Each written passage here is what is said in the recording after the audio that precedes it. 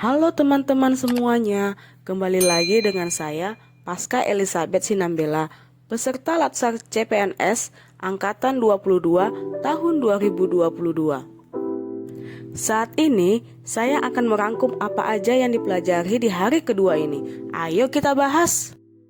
Di hari kedua ini, kami menerima materi melalui Zoom oleh Bapak Ahmad Fauzi Batubara, SAP MAP. Adapun materinya mengenai analisis isu kontemporer. Nah, dimulai dari apa itu isu? Isu merupakan suatu fenomena atau kejadian yang diartikan sebagai masalah. Isu kontemporer adalah kelompok isu yang mendapatkan perhatian dan sorotan publik secara luas dan memerlukan penanganan sesegera mungkin dari pengambilan keputusan. Mengapa bisa terjadi isu? Karena adanya perubahan. Perubahan adalah keniscayaan. Perubahan akan terus berjalan seiring dengan pertambahannya waktu, seperti perubahan fisik, perubahan mental, dan perubahan global atau dunia. Perubahan lingkungan strategis berpotensi menimbulkan dampak negatif berupa AGHT, ancaman, gangguan, hambatan, dan tantangan dalam kehidupan bermasyarakat, berbangsa, dan bernegara. Mengapa penting bagi kita untuk membahas ini? Supaya kita senantiasa awas, siap siaga menghadapi perubahan. Oleh karena itu, kita harus persiapkan akan perubahan itu ada. Karena jika kita tidak siap, maka akan menjadi permasalahan.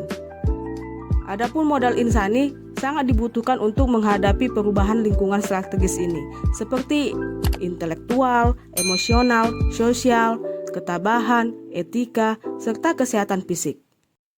Adapun isu-isu strategis kontemporer diantaranya korupsi, narkoba, paham radikalisme atau terorisme, money laundering, proxy war, dan kejahatan komunikasi massal seperti cybercrime, hate speech, dan hoax.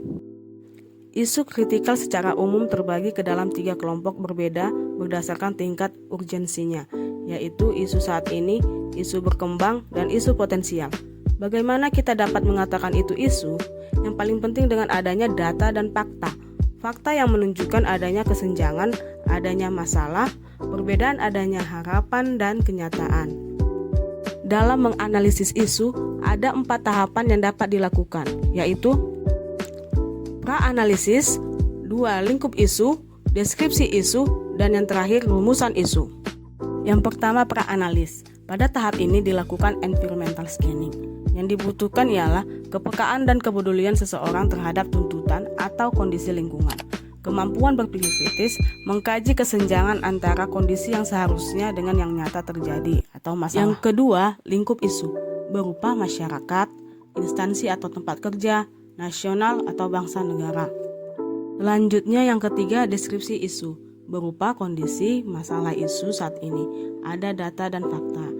Kemudian adanya dampak jika masalah isu tidak diselesaikan dan ada para pihak yang terlibat. Yang keempat, rumusan isu, berupa pernyataan negatif mengenai suatu isu yang ditulis secara singkat dan jelas dengan memuat fokus, lokus, dan waktu terjadinya isu tersebut. Bagaimana menilai kualitas isu? Dalam menilai kualitas isu digunakan teknik APKL, yaitu aktual, problematik, kekalayakan, dan kelayakan. Nah, apa itu aktual? Aktual sesuatu yang benar-benar terjadi dan sedang hangat dibicarakan dalam masyarakat.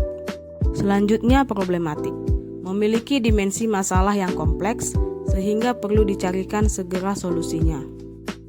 Kekalayakan ialah isu yang menyangkut hajat hidup orang banyak.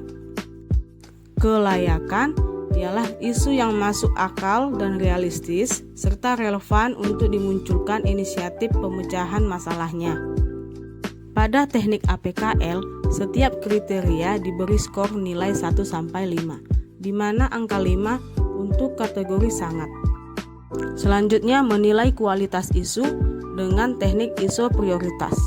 Untuk menentukan isu prioritas dapat menggunakan teknik USG, singkatan dari urgency, seriousness, dan grow.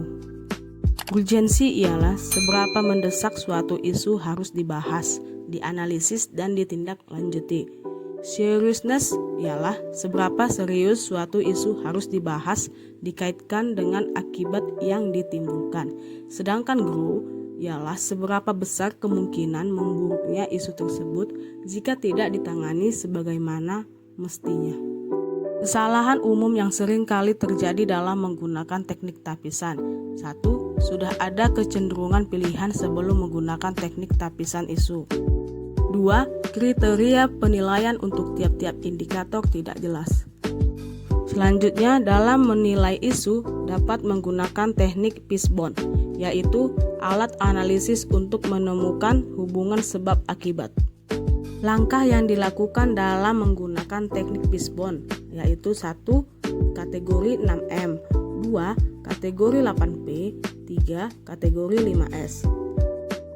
Kategori 6M antara lain industri manufaktur seperti mesin, metode, material, man and manpower, measurement, dan mother nature.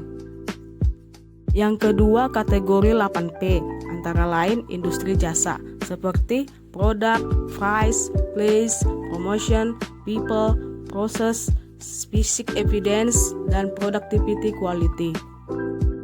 Dan yang terakhir kategori 5S antara lain industri jasa seperti surroundings, suppliers, system, skill, dan safety.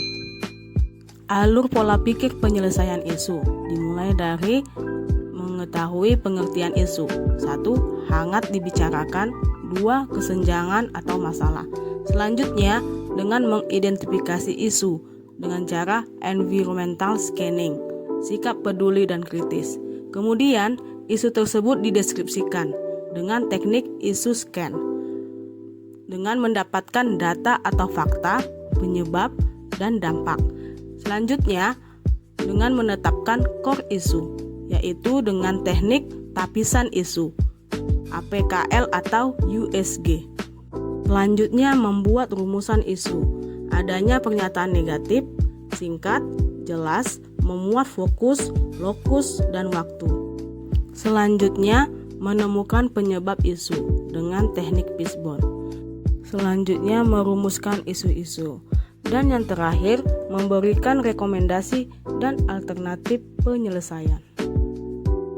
Dari materi analisis isu kontemporer dapat disimpulkan bahwa perubahan adalah sesuatu keniscayaan yang tidak bisa dihindari, menjadi bagian yang selalu menyertai perjalanan peradaban manusia.